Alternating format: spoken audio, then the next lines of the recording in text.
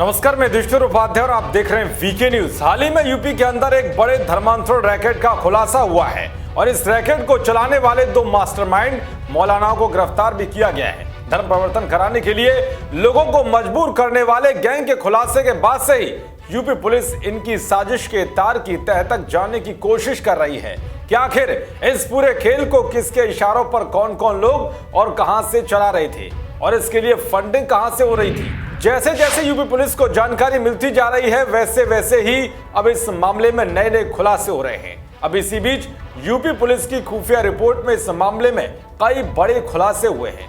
बताया गया है कि नोएडा के डैब सोसाइटी में पढ़ने वाले 12 से 15 मूक बधिर युवकों को लालच देकर धर्म परिवर्तन कराया गया। पूछताछ में पता चला है कि इस रैकेट के जरिए बहरे और गूंगे युवाओं को टारगेट किया जा रहा था। रिपोर्ट में यह बात भी सामने आई है कि इस्लामिक दवा सेंटर को संयुक्त राज्य अमेरिका, कतर, कुवैत में स्थित गैर सरकारी संगठनों से विदेशी फंडिंग का संदेह है।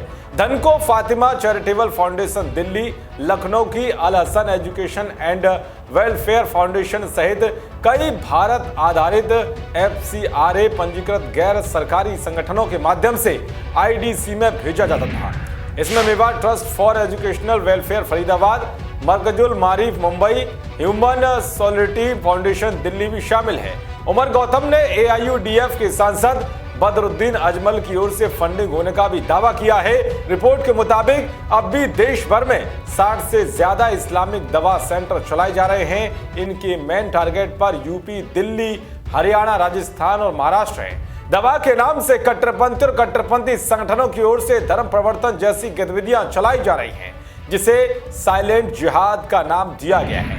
उमर का दिल्ली के ग्लोबल पीस सेंटर के साथ घनिष्ठ संबंध है, जिसे मौलाना कलीम सिद्दीकी की ओर से चलाया जाता है। वो विशेष रूप से मेवाड़ क्षेत्र में धर्मांतरण गतिविधियों में शामिल है। महिला और बाल विकास मंत्रालय में अनुवादक के रूप में कार्यरत इरफान शेख IDC को जरूरतमंद मुकिर बधिर युवाओं और महिलाओं की डिटेल मुहैया करवाता रहा, जिन्हें आर्थिक मदद देकर धर्मांतरण के लिए टारगेट किया जाता था।